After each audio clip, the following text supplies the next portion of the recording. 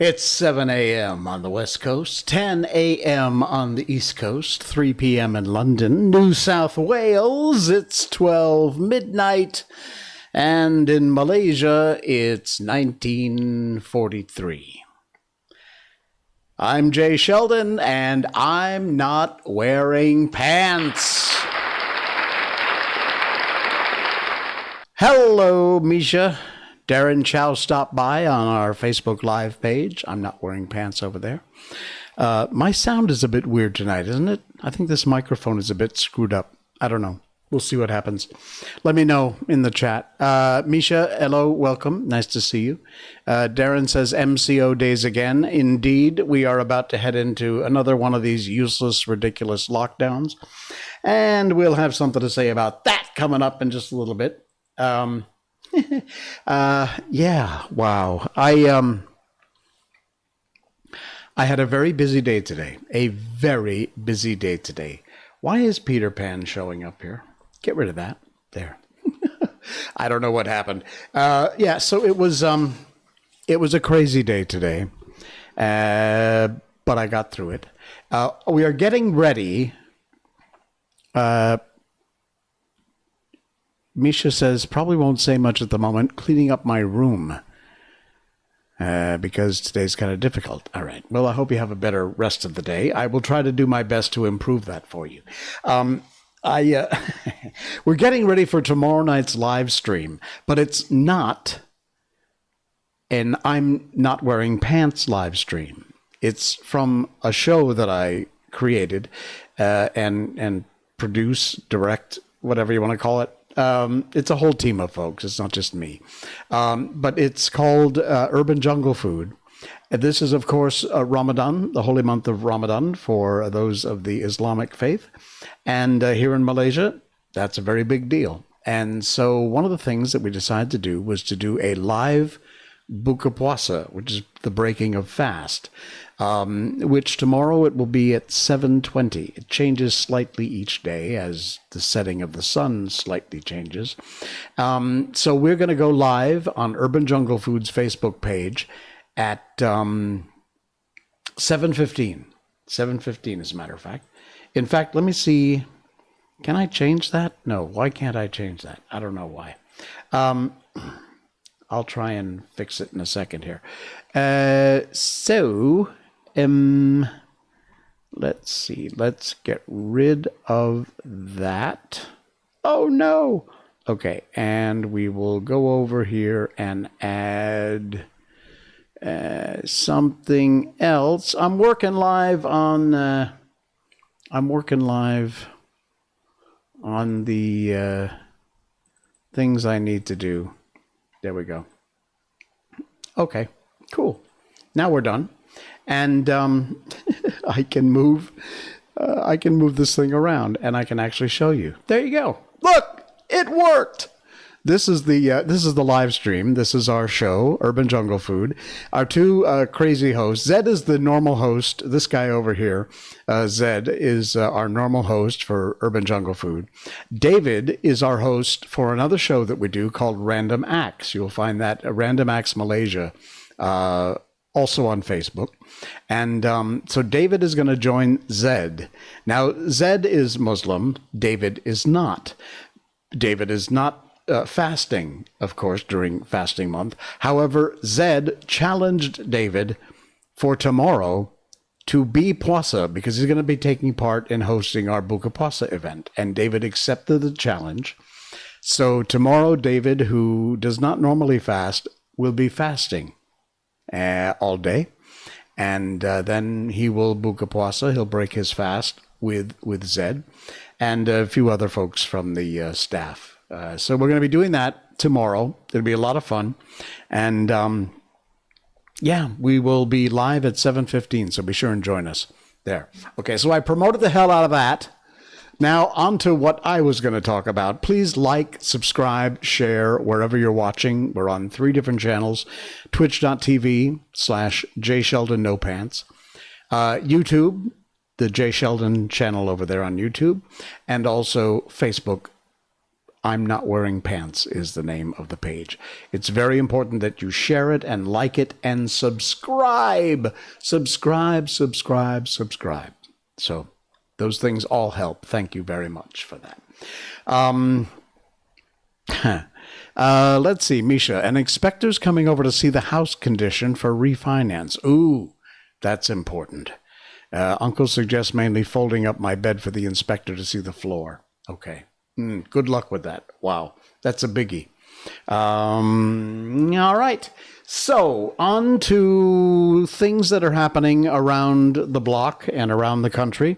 My country, which is Malaysia, set here in Southeast Asia. And we have been having one version or another of these ridiculous, useless lockdowns that do absolutely no good at all. They just haven't realized that yet. You know, I would offer up, for example, Texas in the U.S., Florida in the U.S. Florida's environment is actually very similar to what we have here for weather and climate in Malaysia. Anyway, so there was a big announcement. Everybody was going crazy. And here's the big COVID announcement. Breaking news. The government is expected to make an announcement regarding an upcoming announcement about whether or not they've decided to make a decision on deciding how to announce their decision on deciding how and when to announce the announcement. The announcement comes after the decision to make an announcement was postponed in favor of deciding to announce the announcement for the announcement decision in advance. This should clear up any confusion concerning future announcements about announcements. You got that? Okay. Good. I'm glad that's clear.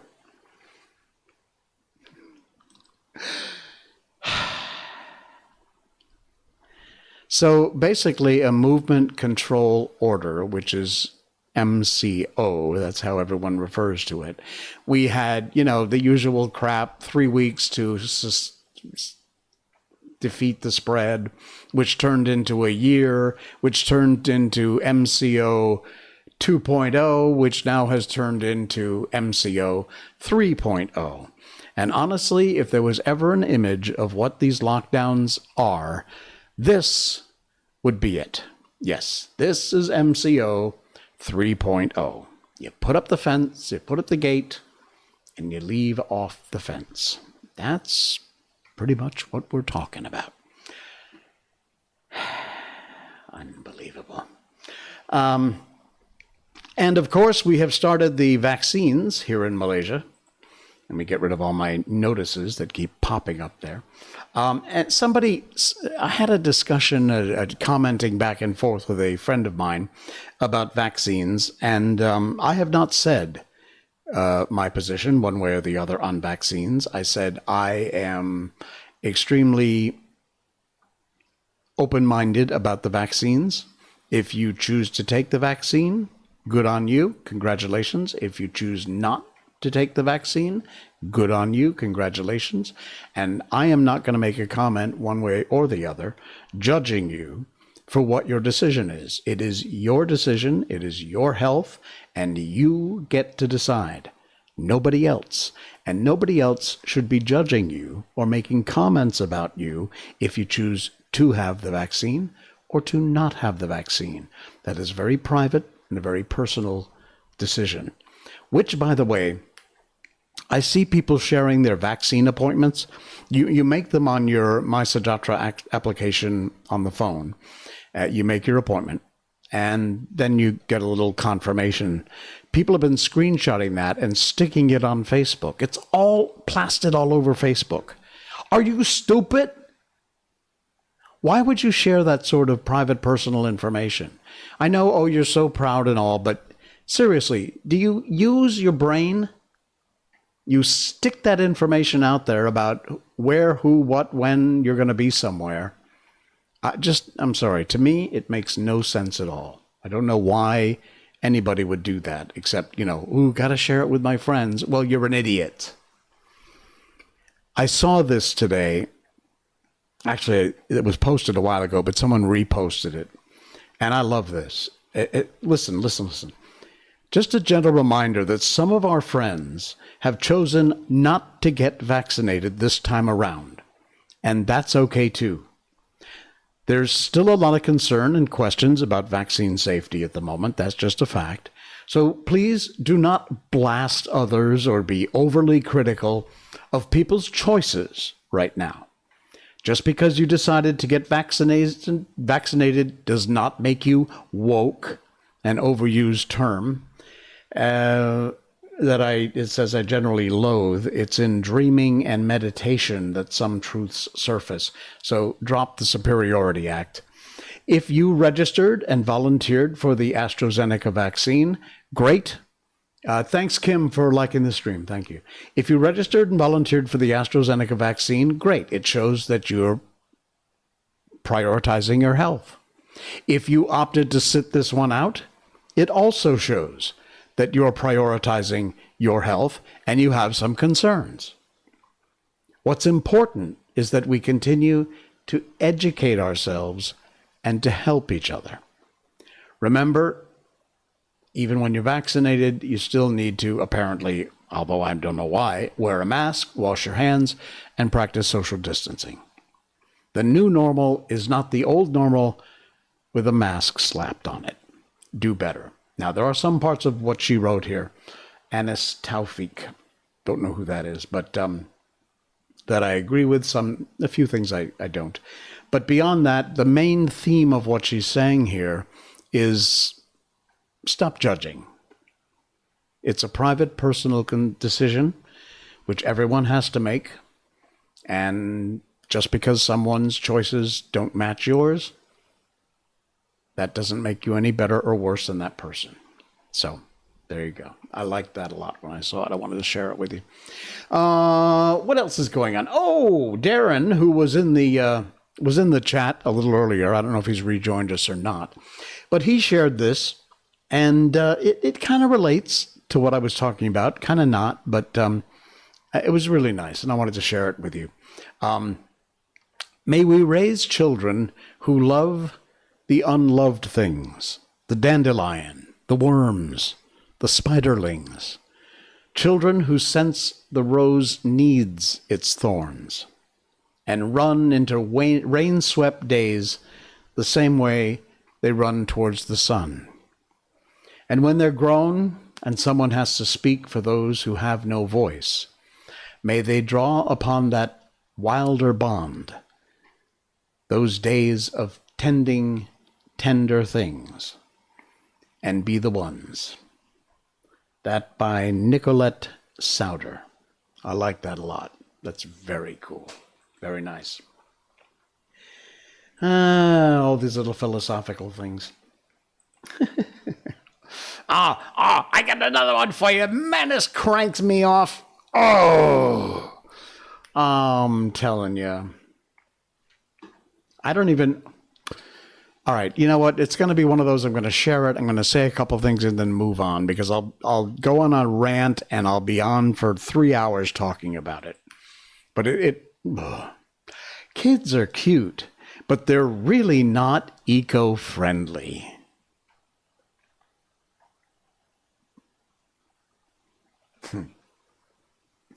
One less baby helps the planet more than giving up meat and a car. It's a freaking human being, you morons. You're comparing it with meat and a car. Have we reached the point, seriously? Yeah, not having babies. Look what's good for the earth. Ask China about their one-child policy and how well that's going for them now. It's a complete freaking nightmare. It's just... You know what? I'm just going to move on, because like I said, if I start to get into it, we're going to go down a rabbit hole that I'll never get out of. Speaking of rabbit holes, this is not a rabbit hole, but it is a really deep hole in the ground. And it's really cool. Okay, put on your tinfoil hats and get ready. Check this out. You see... Let me get my mouse back here. See this guy? This is some archaeologist at a dig. You see this? Yeah, that's a skull. You see the guy's foot, the size of the skull? You can see here. There's a head. There's the guy. These photos are taken from a recent archaeological dig in Greece. They discovered these, and these have been found before in different parts of the world. They discovered the skeletal remains of these giants that prove the Bible true, maybe, whatever, Genesis 6:4. There were giants on Earth in those days. It doesn't say anything about carbon dating the skeletons. It looks fairly real. Doesn't really look Photoshop per se. There were giants in those days, along with several others, references to Bible passages. They were described as Nephilim in the Greek text that the Bible was translated from. So actually, let me see if I can just pull up these individually and go through them. Yeah, there we go. That's a better shot. Look at that. Real or not? Don't know. Looks fairly real. Look at the size of this bone here. Looks like a femur or something. It's incredible. I don't know. There you go. There's a good comparison to this guy. That's a normal person. Normal person. And that's where it was located. Right here. I can't really tell where that is. The map is in another language. There's another shot. Weird, huh? Very, very weird. I don't know. Do you believe in giants? Do you believe that something like that existed on the planet? I think there's a lot of things that have existed on this planet that we don't know about or we have yet to discover. Like, the fact that most of the ocean is undiscovered, unexplored, I should say. Really cool. Are you anal retentive? You know, when things don't line up, do you like straighten all the books? What is it? OCD, I think it's called. Yeah. This is a quick, funny one. I saw somebody posted. A therapist says, "What's really bothering you?" Me. And there's this picture. You see the range? You see the hood? And you see how it's, oh man, this would drive me nuts. Absolutely, this would drive me crazy. Things like this drive me nuts.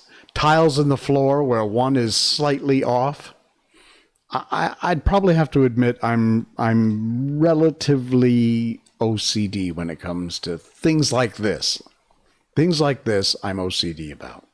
This would drive me crazy. Oh, man. Oops. What just happened? Okay. No, don't need that. Okay, sorry. We're doing the live, fixing it while we go. Okay, I got one more for you. That would annoy you too, Jaden. Yeah, I know. There's some, I don't mind things that are not straightened out. If the house is a bit messy, it's not like that. But when there are those kind of things where things are screwed up like that, those things drive me nuts. This is rather cool. It's not really that long. I'll start off by showing you the picture, and then I'll read you the story that goes with it. It's a fascinating experiment that they did. And no, this is not as horrible as it looks. This is a beaker with water and a lab rat in it. So keep this in mind while I read you this. It's called the Hope Experiment, if you've not heard of it before. During a brutal study at Harvard back in the 50s, Dr. Kerr Richard placed rats in a pool of water to test how long they could tread water. On average, they'd give up and sink after about 15 minutes. But right before they gave up, due to exhaustion, the researchers would pluck them out, dry them off, and let them rest for a few minutes, and then put them back in for a second round. Now, in the second try, How long do you think they lasted? Longer or shorter? I mean, they've just already done it once. They've treaded water as long as they could, finally gave up, began to sink. The researchers took them out, dried them off, put them back in. Do you think it was a longer time or a shorter time that they lasted? Well, 15 minutes, 10 minutes, 5 minutes? No. 60 hours. That's not an error. 60 hours of swimming. The conclusion drawn was that since the rats believed they would eventually be rescued, they could push their bodies way past what they previously thought impossible. To leave you with this thought: if hope can cause exhausted rats to swim for that long, what could a belief in yourself and your abilities do for you? Now, sadly, this whole thing then turned into an ad for some course, but good story. So very cool and very weird that, that experiment from Harvard back in the 50s. Very strange. All right. By the way, this is Wednesday. We're live on a Wednesday. And my apologies, by the way. I meant to say this in the very beginning. We missed Monday night. I had a voiceover recording at night, which is highly unusual. But I had no choice. I had to do it at night. And so I was in the middle of that. I could not get the stream organized in time. And of all things, the very first day I changed dates to Monday, Wednesday, Saturday. So the very first new day for my live stream on Monday, fracacta. Totally screwed up. So my apologies if you missed me on Monday. Likely you didn't. But I'm here today, and it is a new day. It's Wednesday. So from now on, we will be on every Monday, Wednesday, and Saturday. Monday, Wednesday, Saturday at 10 p.m. Malaysian time. And by the way, when we're done with the show tonight, I've got to pack all this up. Well, not the lighting and the plants, but the cameras and the computer and the screens and the tripods and the microphones and everything, and transport it all tomorrow into the office because, as you heard earlier in the show, we will be doing a live stream with one of the shows that I created, Urban Jungle Food. We'll be live on the Urban Jungle Food channel. Please go to Facebook and look up Urban Jungle Food. I'll show you. Give me a second, and I will show you. Now, you're going to get a little inside baseball here, because when I go to this page, it is... When I go to this page, it is an admin version. Okay, let me go to the non-admin version. There we go. Okay, this will work. There you go. This is Urban Jungle Food. Eats from the streets. And you'll find all kinds of very cool information and shows here. We've done a ton of episodes. I'll just scroll through. This is the promotion for tomorrow's live stream. And we got the Buka Pasa event. And we do little things like this. To plant a garden is to believe in tomorrow. Just little inspirational bits. But we also have quick gardening tips, things like that. If you are a backyard gardener or a side of your house or a windowsill gardener. And then we've done a bunch of other shows. We got some live premieres there. We've done more quick tips with our crazy host, Zed. Here's one from Zubaida, who did Romley burger fried rice. Often what we do is concentrated on healthy choices, things you can find growing like mangoes and bananas and noni fruit, durian, things like that. But we've Malaysia's favorite snack, which is pisang goreng, fried bananas. We post articles and things like that. Stephen Pickard. Oh my God, Stephen Pickard. Hello. How great to see you. It's been 1 billion years. Stephen and I went to high school together. Wow. And we are We are like-minded on Facebook. I love your post, Stephen. Keep it up. Keep up the good work. So yeah, we've got even did an episode on a great lady who makes soap and uses frangipani that she collects locally and makes soap with frangipani, which is quite cool. We done an episode about how we love our leaves, both from everything from using them as plates. Remember, I talked to you about that before, and eating things like moringa leaves, things like that. So, yeah, we've had tons of shows here. We had our interns at Studio Voxel do an episode that was a lot of fun. There you go. So yeah, this is the intern episode. And anyway, check out UJF Malaysia or Urban Jungle Food Malaysia on Facebook. Please give us a like. And join us tomorrow. We will be live with a Buka Puasa event, and that'll be coming up on tomorrow on Urban Jungle Food on Facebook. So, very cool. All right, folks, it is time. I can't believe you popped by, Stephen. Thank you. Thank you so much for that. Appreciate it. Very cool. It is time to move on to something we do regularly here on the stream. And that is our book. You know what? We're going to pop up this thing again, but I want to go to this one. There we go. Because this is the book that we read. We started out doing a chapter in a book when I first started streaming 57, 58 streams ago. We've done a ton of streams. We started with The Wizard of Oz. Then we did, I think, The Velveteen Rabbit. We've done Alice in Wonderland. And then we've moved on to this, which is Peter and Wendy, also known as Peter Pan. And we are reading an episode each stream. We're reading a chapter each stream. There are occasions where we have to cut the chapter in half because it's just too damn long. So we are up to chapter 7, which is called The Home Underground. And as I said, we do a chapter or a bit of a chapter every stream. And then that's how we close out our streams. So The Home Underground is where we left off on Peter Pan.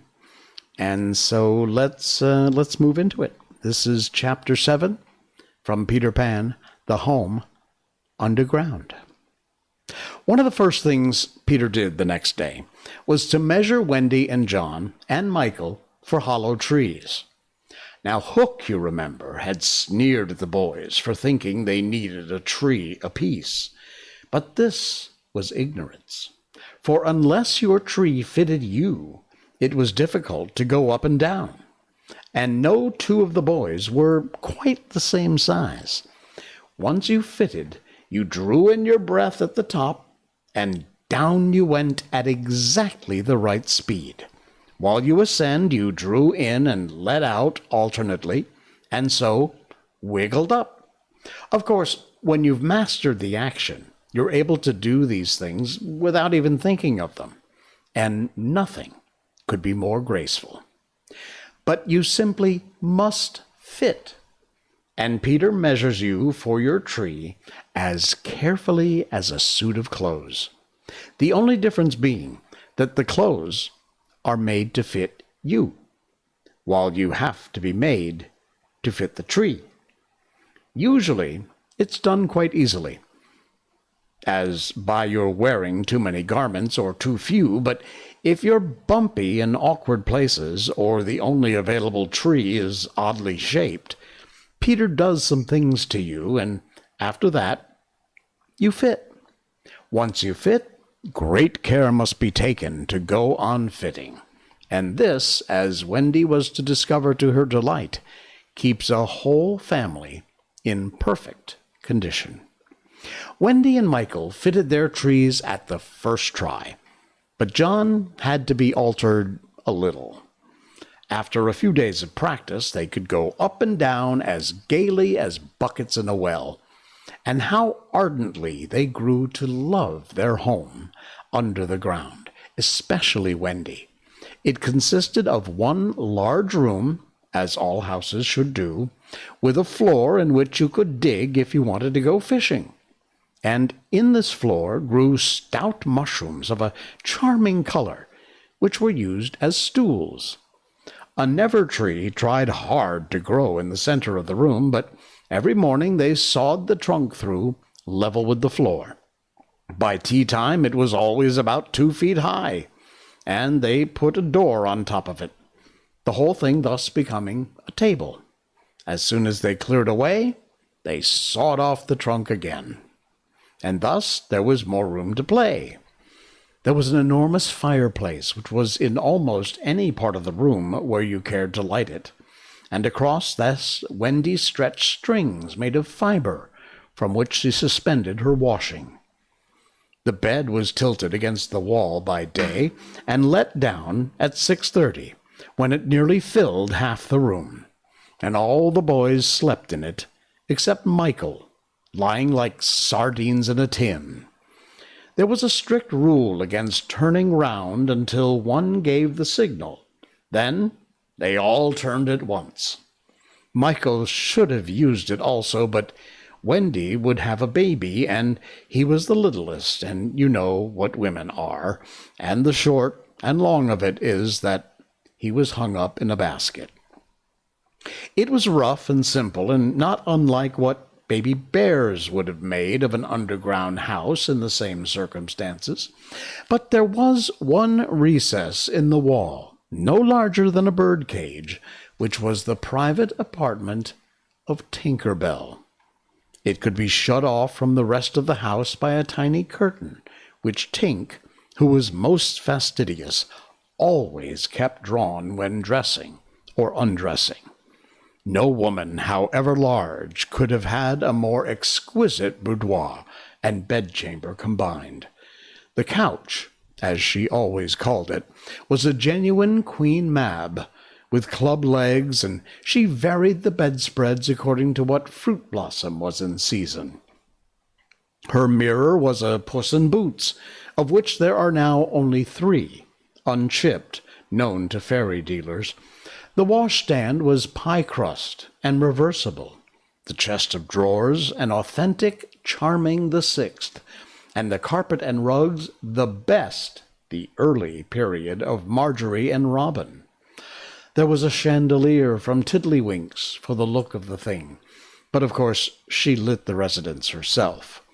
Tink was very contemptuous of the rest of the house, as indeed was perhaps inevitable, and her chamber, though beautiful, looked rather conceited, having the appearance of a nose permanently turned up.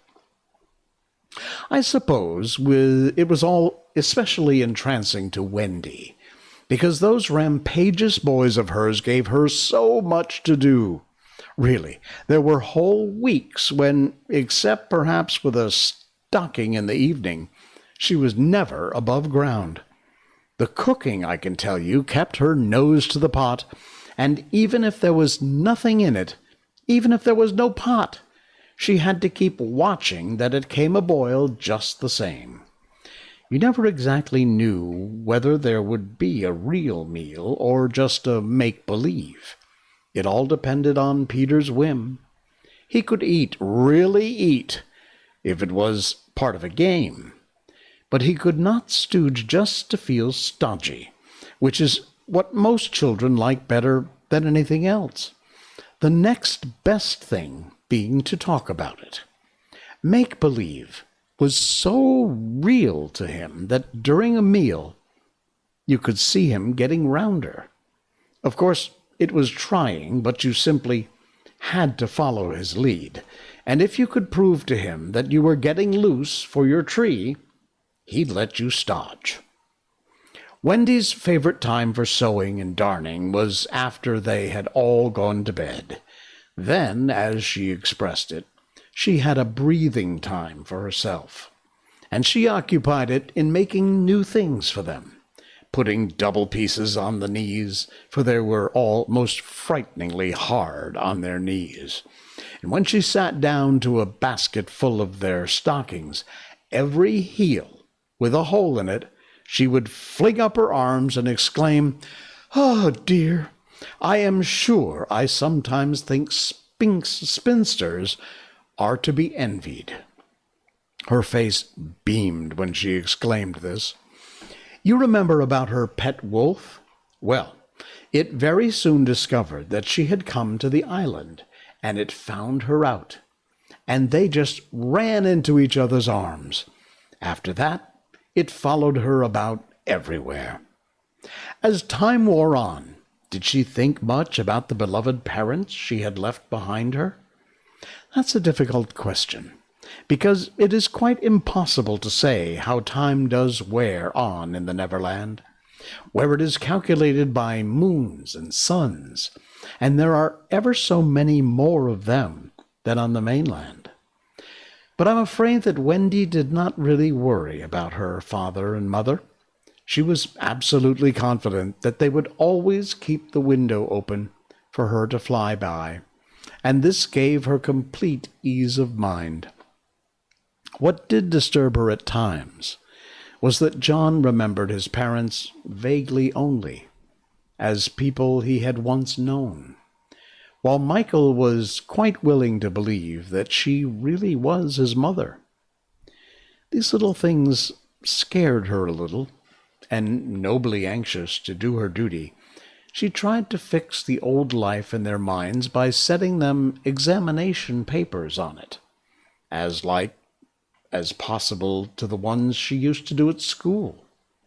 The other boys thought this awfully interesting and insisted on joining, and they made slates for themselves and sat round the table, writing and thinking hard about the questions she had written on another slate and passed round.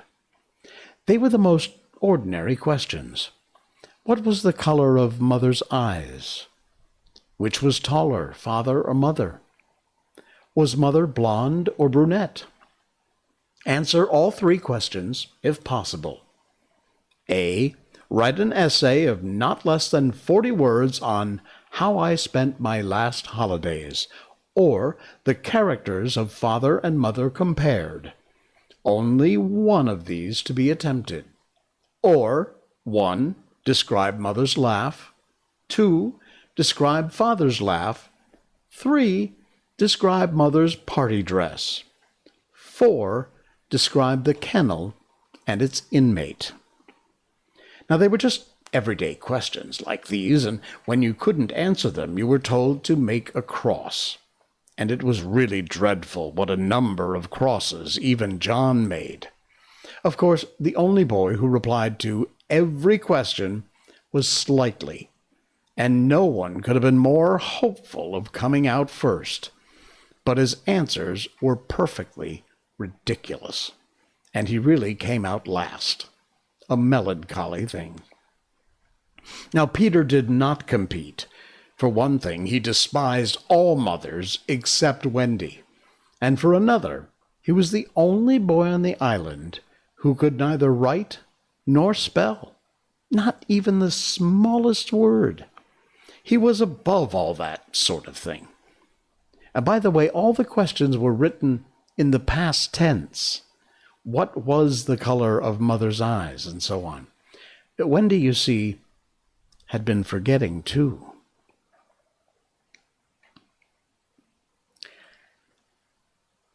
And we're going to cut it there, because this is a very long chapter. Coming up, we'll move on to all kinds of adventures they're about to get into. Lots of adventures, as we shall see, of a daily occurrence, and some of Peter's inventions. So that is half of a chapter 7 of Peter Pan for this stream. Wow. Man. Very weird. Coffee time. Okay. Wow. All right, guys, we're going to close it down for the night. Thank you so much. Thanks for joining. Be sure you like, subscribe, share. Do what you can to spread the word out there. We've started new days of the week.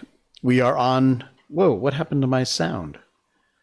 Okay, I can see it's still working, but I can't hear it anymore, so we'll see what happens. We're on Mondays, Wednesdays, and Saturdays, and I will see you again on Saturday. No. Yes, Saturday. Yeah. I'm sorry. It's going to take a little bit of time for even Jay to get used to this. All right. For some reason, my headphones died, but apparently the sound is still working. So there you go. All right, guys. That's it. We're out of here. Thanks so much for joining, and I will see you again Saturday night, 10 p.m. Don't forget tomorrow night, Urban Jungle Food live for a Buka Pasa event, live streaming on Urban Jungle Food Malaysia on Facebook. Check it out. Give them a like. Give them a share. And I will see you again Saturday night. For now, I'm Jay Sheldon, and I'm not wearing pants. Good night, everybody.